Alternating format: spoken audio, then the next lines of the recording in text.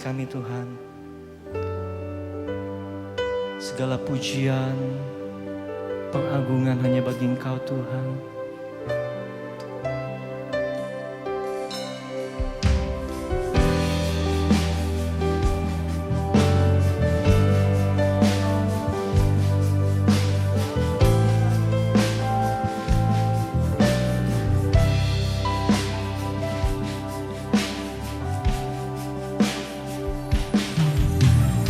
This is my desire to honor you, Lord, with all my heart I worship you.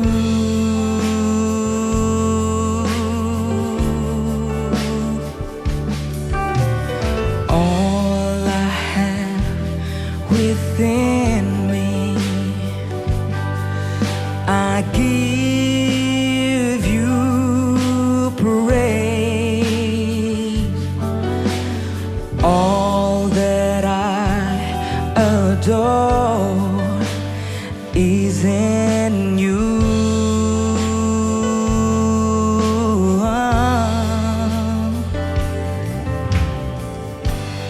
Lord, I give you my heart, I give you my soul.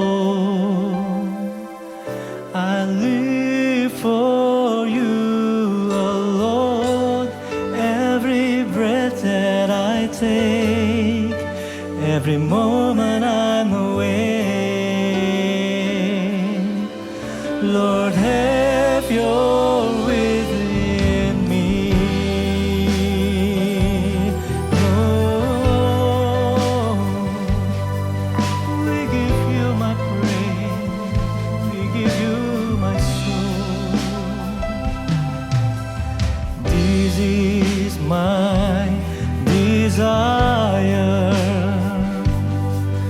to honor you, Lord. Lord, with all my heart I worship you, Jesus. All I have within me, I give you praise. All that I know, all that I adore is in you. Let's sing. Lord, I give you my heart. Lord, I give you my heart, I give you my soul. I live for you alone. Every breath that I take, every moment I'm awake, Lord, have your way in me. Lord, I give you my heart, I give you my faith, my soul. I give you my soul, Jesus. I live for you alone.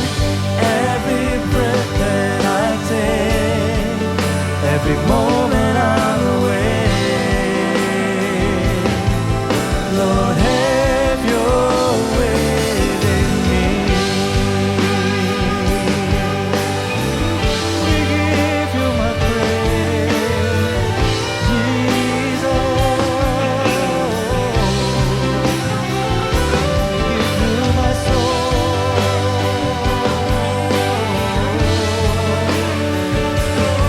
Worship you, Jesus.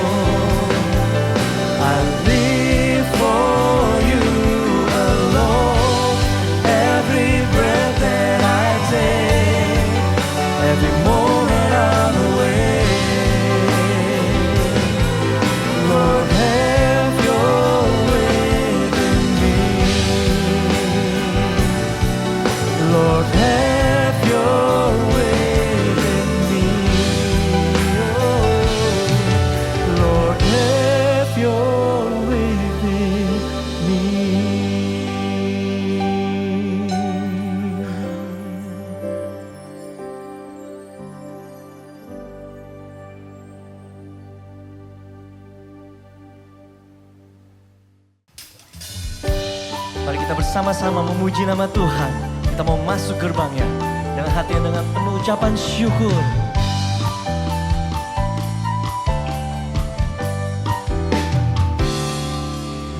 Mari masuk gerbangnya dengan hati bersyukur, halamannya dengan pujian, penuhi baitnya dengan nyanyian syukur, hadiratnya penuh sukacita. Kembali kita katakan, mari masuk gerbangnya. Mari masuk gerbangnya dengan hati bersyukur, halamannya dengan pujian. Kita mau penuhi baitnya, penuhi baitnya dengan nyanyian syukur, hadiratnya penuh sukacita. Sebab Tuhan Dia baik dan anugerahnya kekal selama-lamanya. Amin. Sebab Tuhan Dia baik dan anugerahnya kekal selama-lamanya. Amin. Di hadapan Tuhan kita bersama-sama bertepuk tangan. Tangan pujian ini kembali. Mari masuk. Mari masuk gerbangnya dengan hati bersyukur, halamannya dengan pujian,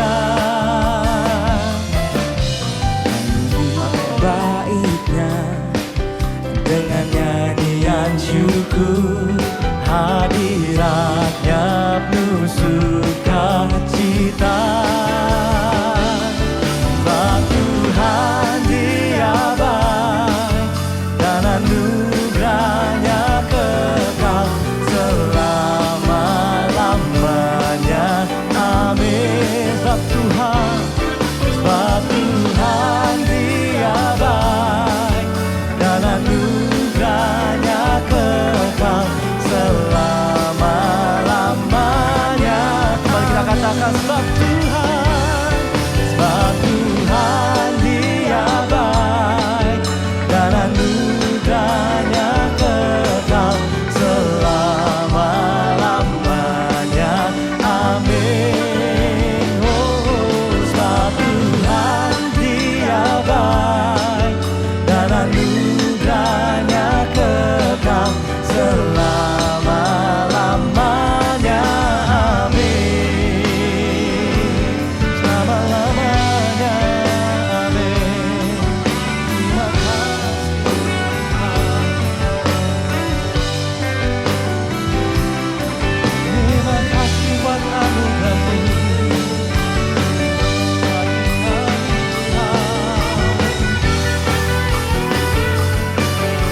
Dengan sungguh kita mau katakan, sebab Kaulah Tuhan yang baik Bapa. Sebab Tuhan Dia baik dan anugerahnya kekal selama-lamanya. Amin. Sebab Tuhan Dia baik, Dia baik dan anugerahnya kekal selama-lamanya. Amin. Sebab Tuhan Dia baik dan anugerahnya kekal selama-lamanya. Amin. Sebab Tuhan Dia baik dan anugerahnya kekal selama-lamanya. Amin. Sebab Tuhan Dia baik, sebab Tuhan Dia baik dan anugerahnya kekal selama-lamanya. Amin. Sebab Tuhan Dia baik dan anugerahnya kekal selama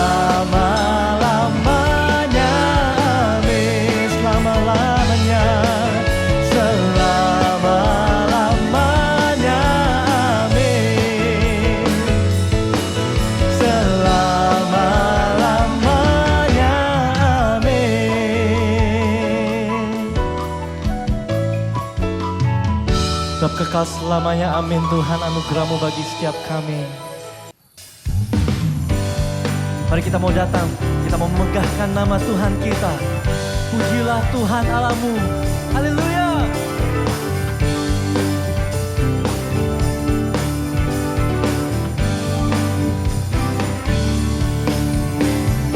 Pujilah Tuhan, hai segala bangsa, megahkanlah Dia, segala suku bangsa, sebab kasih-Nya hebat atas kita dan kesetiaan Tuhan untuk selamanya. Pujilah Tuhan, hai segala bangsa, megahkanlah Dia, segala suku bangsa, sebab kasih-Nya hebat atas kita dan kesetiaan Tuhan untuk selama-lamanya. Terpujilah Tuhan, perlindunganku, terpujilah Tuhan, keselamatanku, sebab tiada Allah yang seperti Kau di bumi dan di surga. Terpujilah, terpujilah Tuhan, perlindunganku, terpujilah Tuhan, keselamatanku. Hanya Kau Allah yang berkuasa, Yesus Kristus Tuhan. Aku mau memuji-Mu Tuhan. Mari kita katakan, pujilah Tuhan. Pujilah Tuhan, hai segala bangsa, megahkanlah Dia, segala suku bangsa, sebab kasih-Nya hebat atas kita dan kesetiaan Tuhan untuk selamanya. Pujilah Tuhan, hai segala bangsa, megahkanlah Dia, segala suku bangsa, sebab kasih-Nya hebat atas kita dan kesetiaan Tuhan untuk selama-lamanya. Terpujilah Tuhan, perlindunganku, terpujilah Tuhan, keselamatanku, sebab tiada Allah yang seperti Kau di bumi dan di surga. Terpujilah, terpujilah Tuhan, perlindunganku, terpujilah Tuhan, keselamatanku.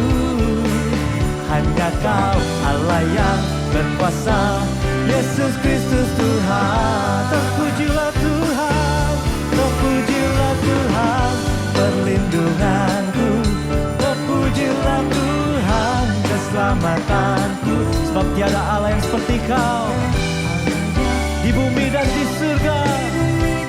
Oh, terpujilah, terpujilah Tuhan, perlindunganku, terpujilah Tuhan, keselamatanku. Hanya Kau Allah yang berkuasa, Yesus Kristus Tuhan. Oh, terpujilah Kau Tuhan. Mari kita bersorak bagi Dia, tinggikan nama-Nya. Terpujilah Tuhan, perlindunganku, terpujilah Tuhan, keselamatanku, sebab tiada Allah yang seperti Kau, baik di bumi dan di surga. Di bumi dan di surga. Terpujilah Tuhan, perlindunganku, terpujilah Tuhan, keselamatanku. Hanya Kau Allah yang berkuasa, Yesus Kristus Tuhan. Terpujilah Tuhan, terpujilah Tuhan, perlindungan. Kau yang terpuji Tuhan, Kau yang keselamatan kami. Oh, tiada Allah yang seperti Kau di bumi dan di surga. Kembali kita katakan, terpujilah Tuhan, terpujilah Tuhan, perlindunganku, terpujilah Tuhan, keselamatanku. Hanya Kau Allah yang, katakan, hanya Kau Allah yang berkuasa, hanya Kau Allah yang berkuasa, hanya Kau Allah yang berkuasa, Yesus Kristus Tuhan.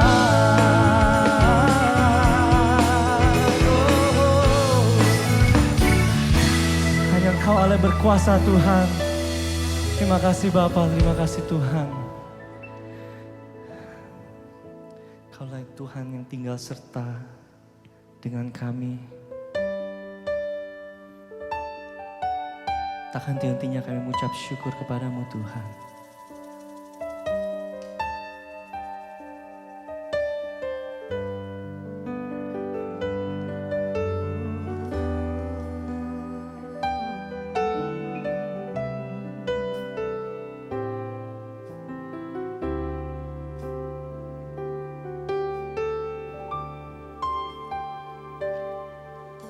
Tuhan tinggallah sertaku, hari telah senja, waktuku pulang kembali menghadap Bapa.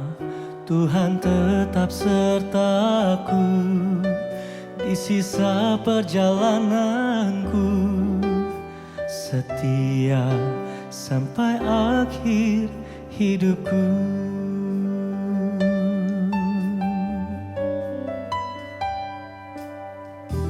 Tuhan tinggallah sertaku, hari telah senja, waktuku pulang kembali menghadap Bapa. Tuhan tetap sertaku di sisa perjalananku, setia sampai akhir hidupku.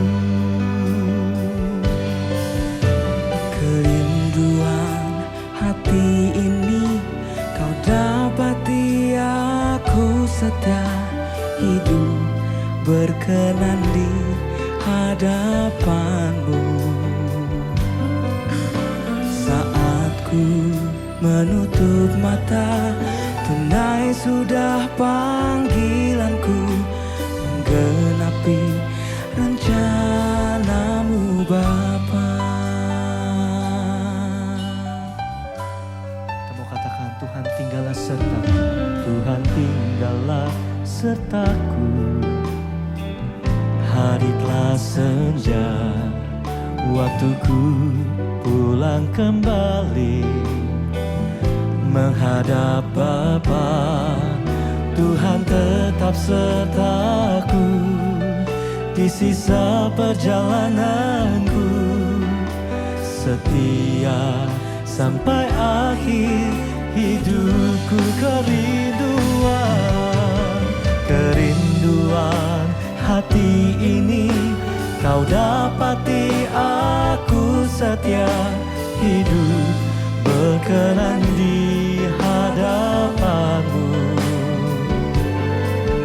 Saat ku menutup mata, tunai sudah panggilanku, menggenapi rencanamu Bapa. Nantilah kerinduan hati kami, kerinduan hati ini kau dapati, aku setia hidup berkenan di hadapanmu. Saat ku menutup mata, tunai sudah panggilanku, menggenapi rencanamu Bapa. Menggenapi rencanamu Bapa, menggenapi rencanamu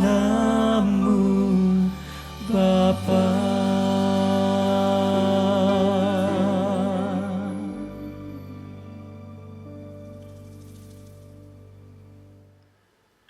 Shalom rekan-rekan sekalian, saudaraku dalam kekasih dalam Tuhan Yesus Kristus. Sebelum kita dengar firman Tuhan pada siang hari ini, mari kita berdoa bersama-sama. Bapa kami dalam surga, kami mengucap syukur buat kesempatan kami untuk mendengar firman-Mu, untuk belajar kembali dari firman-Mu. Biarlah firman-Mu bisa mengubah hidup kami. Buat hamba sendiri yang menyampaikan dan semua saudara kami yang melihat dan menyaksikan program ini. Terpujilah nama-Mu Tuhan, di dalam nama Tuhan Yesus kami berdoa, kami mengucap syukur. Amin. Saudara-saudara, kalau kita mengingat 3 pilar dari GSKI. Pertama adalah kesucian hidup. Kedua, fokus kepada langit baru dan bumi yang baru. Ketiga, tentang tanggung jawab. Nah, pada siang hari ini saya ingin menyampaikan sedikit dari poin yang ketiga, yaitu soal tanggung jawab. Nah, Bapak Ibu, salah satu yang harus dilakukan oleh seseorang yang sudah diperbaharui di dalam Tuhan, selain menata hidupnya untuk selalu bisa berkenan kepada Bapa di surga dengan meninggalkan kehidupannya yang lama dan berusaha untuk terus bisa memperbaiki hidup, menata kehidupannya, melakukan hal-hal yang berkenan kepada Bapa di surga. Sisi lainnya adalah memaksimalkan setiap potensi yang ada di dalam hidupnya. Kalau kita bisa baca di dalam 1 Timotius 4 ayat 14, Paulus menasihatkan kepada Timotius, seorang muda, seorang murid kesayangannya, jangan kamu lalai dalam mempergunakan karunia yang ada padamu, yang telah diberikan kepadamu oleh nubuat dan dengan penumpangan tangan sidang penatua. Sebelum ayat ini ditulis, sebelum sampai kepada ayat ini, Paulus menasihatkan kembali kepada Timotius. Timotius nih yang banyak orang bilang bahwa dia adalah murid kesayangan Paulus karena hidupnya yang memang cinta Tuhan, cinta firman Tuhan, melakukan banyak kebenaran. Paulus masih rewel sama dia. Paulus masih coba nasihati untuk Timotius berjaga-jaga akan hidupnya, supaya Timotius tidak melakukan hal-hal yang tidak berkenan kepada Tuhan. Lalu sampailah kepada ayat yang tadi kita baca. Selain menata hidup, selain menjaga kesucian hidup, selain berusaha untuk selalu berlaku benar, Paulus menasihatkan kepada Timotius supaya dia memaksimalkan apa yang ada padanya, karunia yang ada padanya. Ya, mungkin pada saat itu sudah berlangsung kali ya. Setiap orang yang mau melayani Tuhan, setiap orang yang ingin menyerahkan kehidupannya kepada Tuhan, itu ada tua-tua atau penatua atau pemimpin jemaat yang menumpangkan tangan atas hidup mereka. Dan Timotius sebagai seorang yang muda itu datang untuk ditumpangi tangan supaya dia bisa efektif melayani pekerjaan Tuhan. Nah, berkaitan dengan pilar ketiga dari GSKI tentang tanggung jawab, seorang anak Tuhan, seorang yang sudah menyerahkan kehidupannya kepada Tuhan, itu bertanggung jawab untuk memaksimalkan apa yang ada dalam dirinya.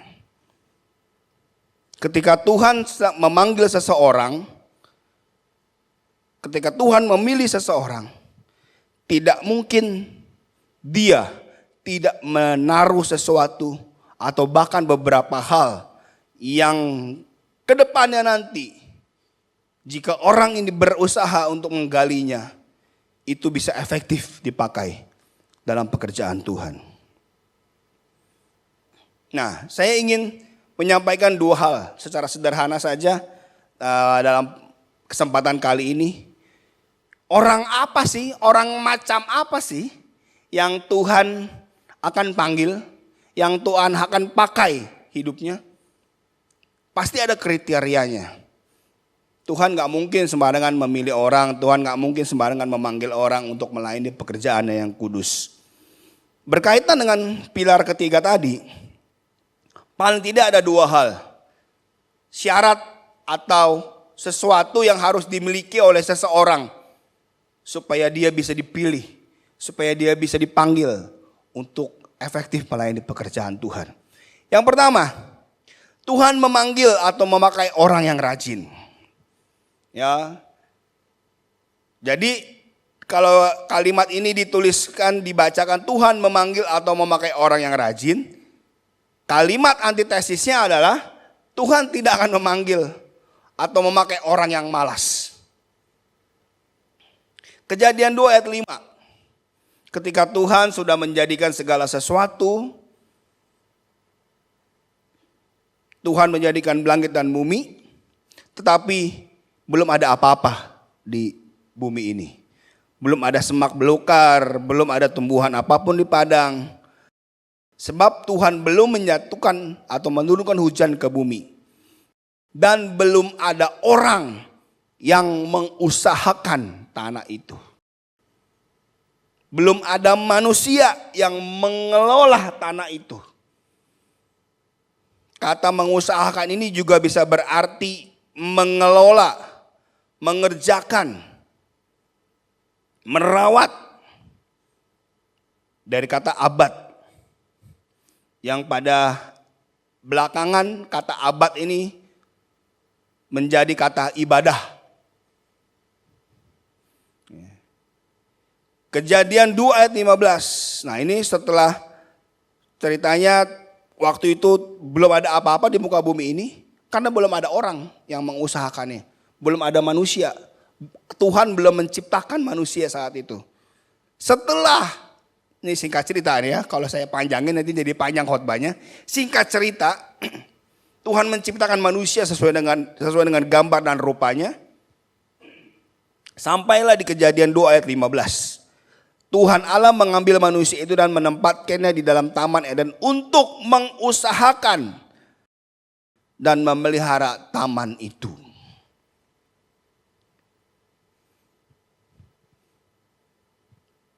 Jadi manusia diciptakan, diadakan di muka bumi ini bukan untuk senang-senang. Dulu waktu kecil kita membayangkan gitu ya. Adam dan Hawa diciptakan ya ini lewat cerita sekolah minggu. Ya mungkin guru sekolah minggunya kurang pengetahuannya juga. Atau memang mau menyederhanakan ceritanya supaya mudah dimengerti oleh anak-anak. Jadi yang sampai kepada anak-anak adalah termasuk saya saat itu. Wah Adam dan Hawa itu ditaruh di Taman Eden enak. Mau makan tinggal makan. Mau makan apa aja bisa dinikmati ada di sekelilingnya. Gak perlu kerja. Gak perlu ngapa-ngapain. Mandi di sungai, airnya sejuk. Semua serba ada. Enak. Tetapi ternyata Tuhan punya tujuan untuk menaruh manusia di dalam Taman Eden itu. Yaitu ngapain? Untuk mengusahakan. Memelihara taman itu. Nah kembali kata abad ini ditaruh. Di ayat 5 tadi, kemudian di ayat 15.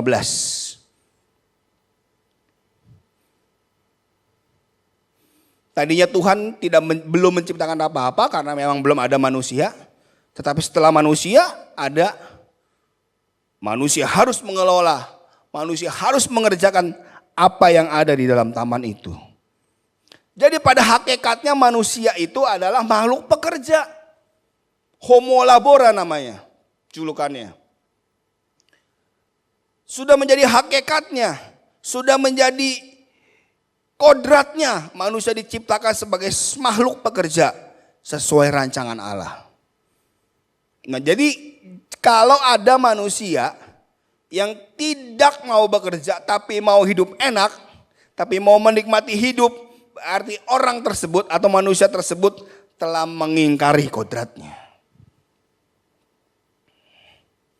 Mungkin juga saya pernah dan teman-teman juga berpikir, wah enak ya kalau nggak ngapa-ngapain, bisa makan enak, bisa jalan-jalan, bisa hangout bareng, indah banget hidupnya. Bangun tidur, nggak perlu ngapa-ngapain, terserah mau bangun jam berapa aja. Mau bangun pagi kek, mau bangun siang kek, mau bangun pagi tidurnya siang nggak tidur lagi kek.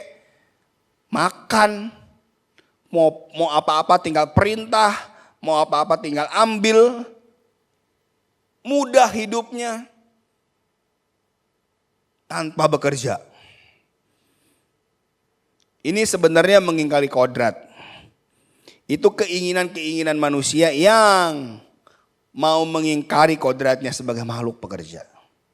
Enggak salah sih Kalau mungkin dalam kelelahan kita setelah beraktivitas, pengen hangout, pengen duduk-duduk ngopi-ngopi, ya mungkin sekarang mungkin agak berkurang kali ya. Karena wabah ini, pandemi ini belum berakhir. Lebih aman di rumah. Tapi kalau di rumah pun maunya ya udah nggak usah ngapa-ngapain gitu ya. Apalagi habis kerja seharian sampai rumah, ya udah selesai nonton TV, makan, tidur. Nggak ngapa-ngapain lagi.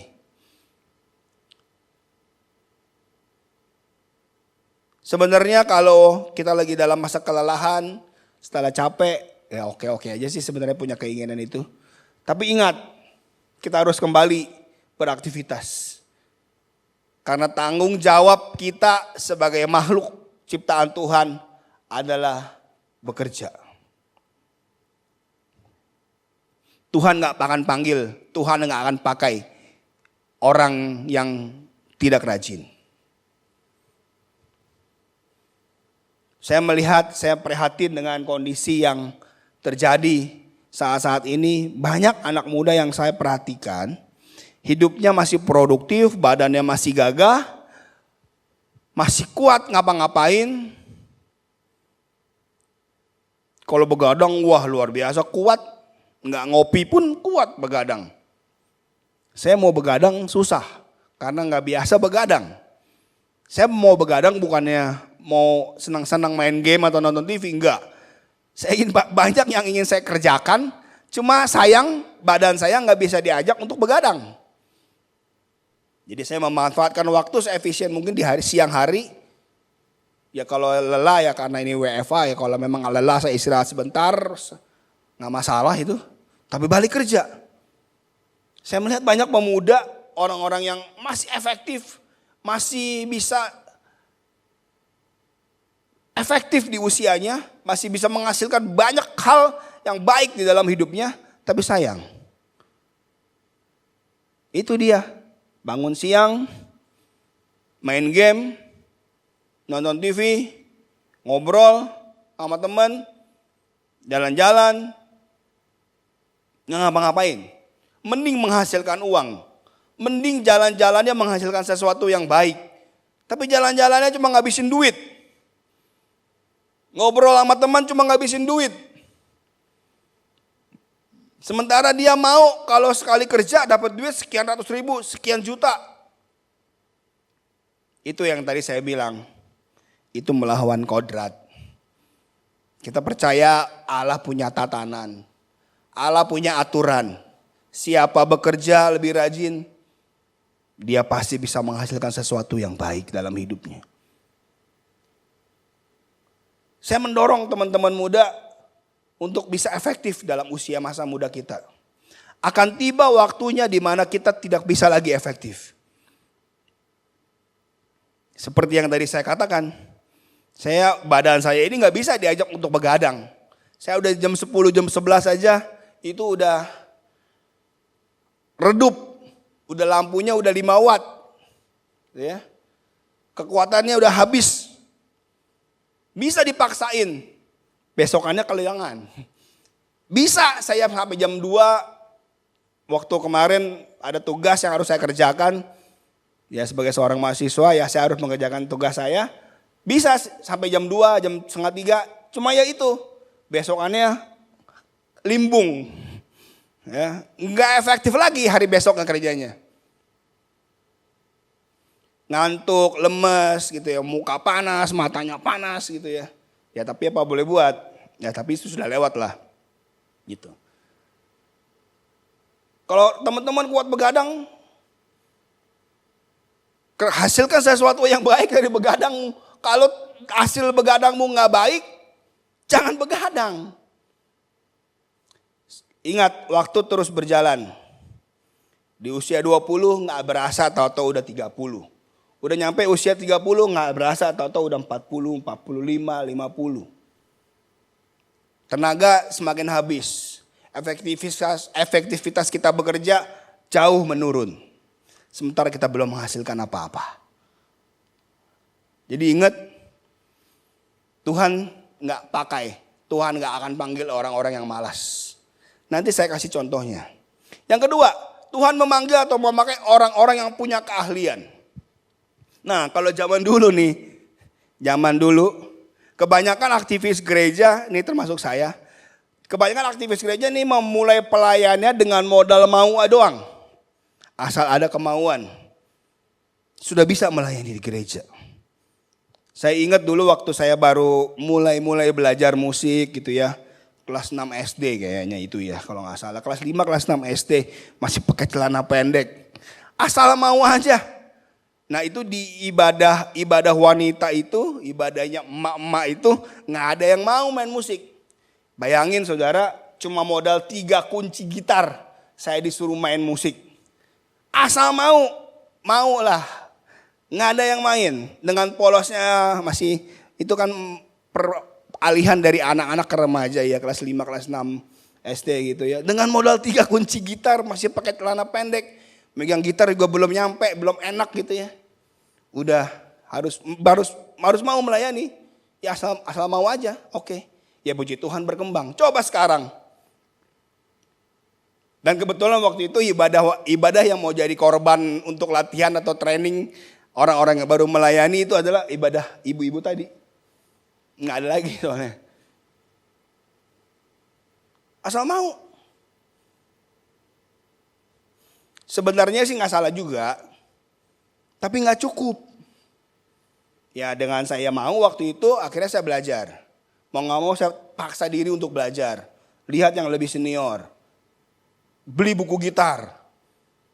Belajar, tanya orang, catetin. Karena waktu itu belum bisa pakai feeling ya main musiknya. Dicatat, kunci-kuncinya dicatat. Atau WL-nya menyesuaikan dengan saya. Bisanya lagu apa gitu ya. Jadi mereka yang menyesuaikan diri. Asal mau doang. Tapi sekarang gak cukup. Apalagi dengan kemajuan zaman sekarang ini gak cukup hanya mau. Tapi kita harus punya kemampuan sebagai modal untuk melayani. Kenapa? Ini menurut saya, terserah teman-teman, saudara-saudara setuju atau tidak. Semakin banyak kemampuan seseorang, semakin besar peluang seseorang untuk bisa dipakai Tuhan. Dan semakin banyak pula yang Tuhan bisa pakai dari hidup kita.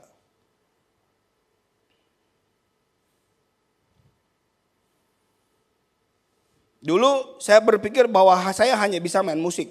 Dan hanya main musik tok. Dan selama-lamanya hanya main musik.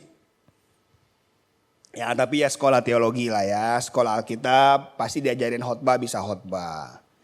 Ya, kemudian ada seorang yang menemukan bakat saya juga untuk menulis.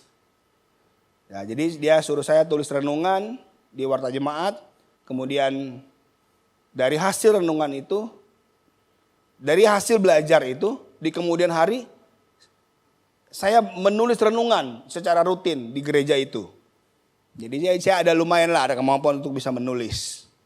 Ya, jadi ternyata ada bakat lain selain main musik, bisa khotbah karena sekolah teologi, kemudian bisa juga nulis ternyata, gitu ya. Ya, dikembangin. Jadi semakin banyak yang kita bisa lakukan, semakin banyak yang Tuhan bisa pakai dalam hidup kita.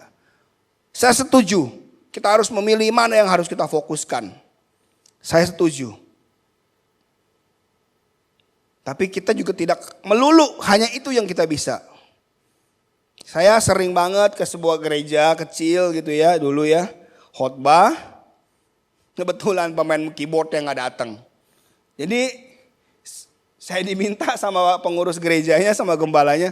Tolong dong main musik dulu. Nah saya main musik dulu.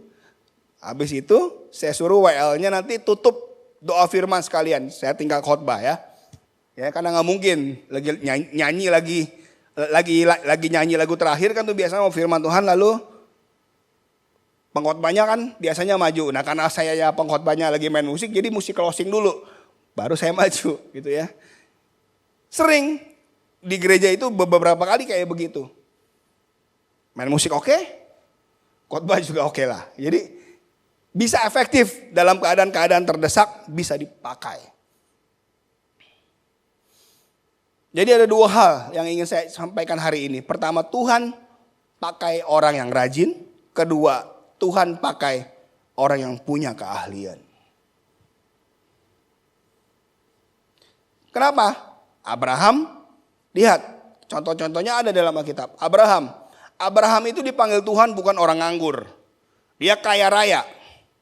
Kejadian 12 ayat 5 menuliskan bahwa dia membawa harta yang diperolehnya di Haran. Abraham memperoleh hartanya tidak dengan nyolong, tidak dengan mencuri, tapi dia mengusahakannya supaya dia bisa punya harta banyak di Haran. Dan itulah yang dia bawa ketika Tuhan panggil dia keluar dari Ur Kasdim. Dia bawa harta banyak. Jelas dia bukan pengangguran. Jelas dia bukan orang malas. Jelas dia bukan orang yang tidak punya keahlian. Contoh lain, Gideon, Hakim-Hakim 6 ayat 11. Tuhan panggil dia lagi ngapain? Lagi main kartu? Lagi mabok? Enggak, Tuhan panggil dia lagi mengirik gandum.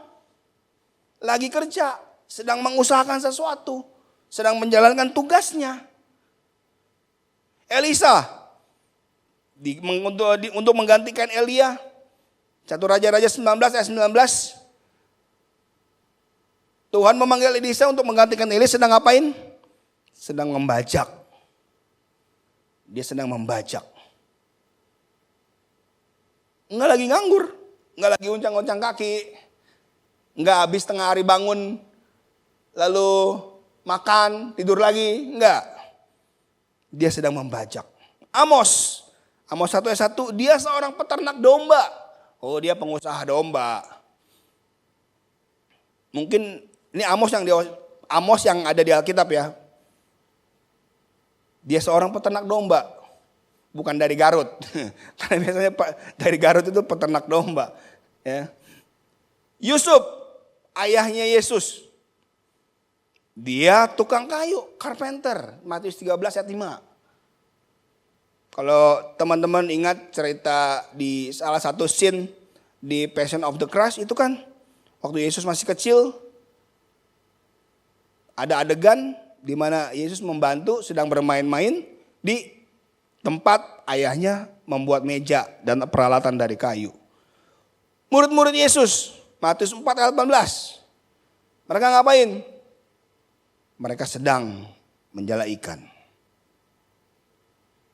Jadi tidak mungkin Tuhan akan pakai orang yang nganggur dan orang yang tidak punya keahlian. Yohanes 5 ayat 17 mengatakan, Yesus dia bekerja. Kenapa dia bekerja?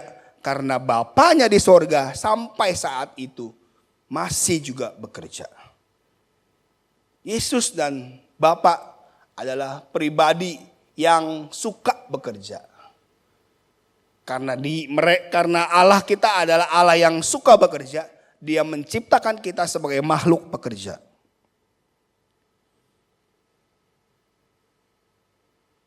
Jadi kalau teman-teman mau melayani Tuhan, tapi hidupnya malas-malasan, Tuhan gak mungkin pakai. Kalau soal keahlian kita bisa usahakan. Asal kita mau kerja keras, itu lagi tadi kuncinya, balik lagi ke rajin. Jangan jadi malas. Kalau kita mau kerja keras, kita pasti bisa. Kalau kita usahakan, kita pasti bisa. Pasti bisa. Tidak mungkin ada pekerjaan yang tidak bisa kita kerjakan ketika kita mengusahakannya. Saya ini gagap sebenarnya. Entah gimana ceritanya, dalam khotbah-khotbah awal-awal itu gagap. Satu kata itu bisa kayak nge-rap, diulang-ulang. Gitu ya. Satu kata bisa diulang-ulang, udah kayak orang nyanyi rap gitu ya. Diulang-ulang. Kalau ngomong juga dalam keseharian juga, kalau ngomongnya itu dalam pelan-pelan gitu ya, saya bisa mengulang kata beberapa kali. Itu lucu juga tuh saya. Tapi saya berusaha untuk nggak gagap. Saya latihan untuk nggak gagap. Saya ini sebenarnya orangnya gampang deg-degan. Kalau menghadapi sebuah situasi yang baru, kalau menghadapi suatu pekerjaan yang baru, lingkungan yang baru, itu saya suka deg-degan.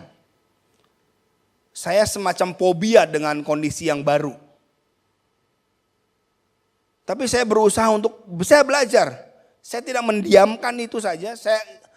Keadaan-keadaan seperti itu tidak akan hilang ketika kita membiarkannya. Tapi saya melatih untuk tidak tegang. Saya melatih untuk tidak gagap. Saya berlatih untuk tidak takut dalam sebuah kondisi atau situasi atau tempat yang baru. Pelan-pelan bisa hilang. Pelan-pelan bisa berkurang.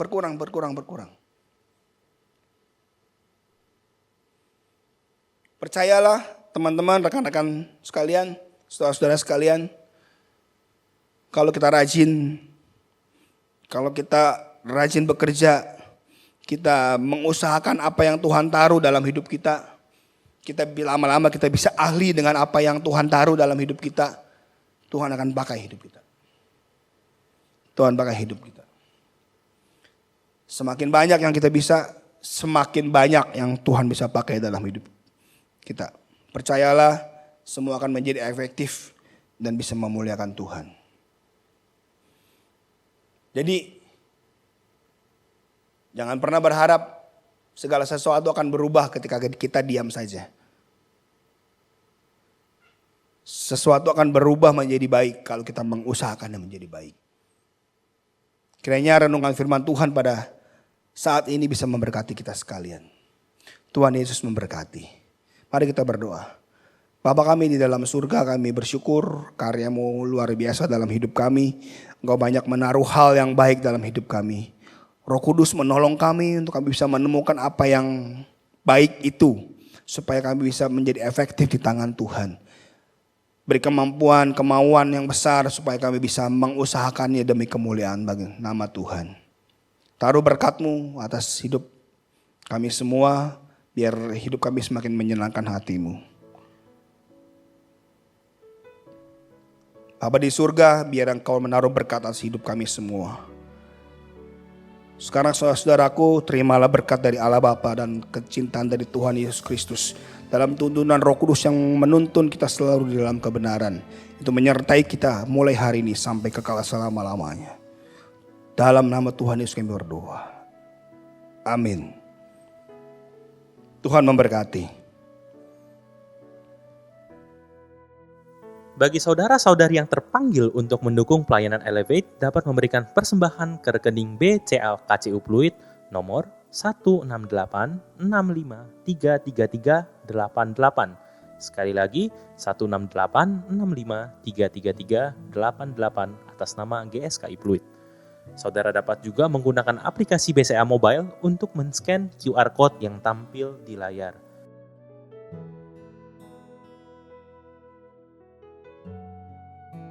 Saudara-saudari juga dapat memberikan persembahan melalui aplikasi-aplikasi yang menerima QRIS seperti GoPay, Dana, OVO, Oktomobile CMB Niaga, Permata Mobile X, dan sebagainya. Dengan aplikasi-aplikasi tersebut, saudara dapat men-scan QR Code yang tampil di layar. Terima kasih atas dukungan persembahan saudara. Tuhan Yesus memberkati.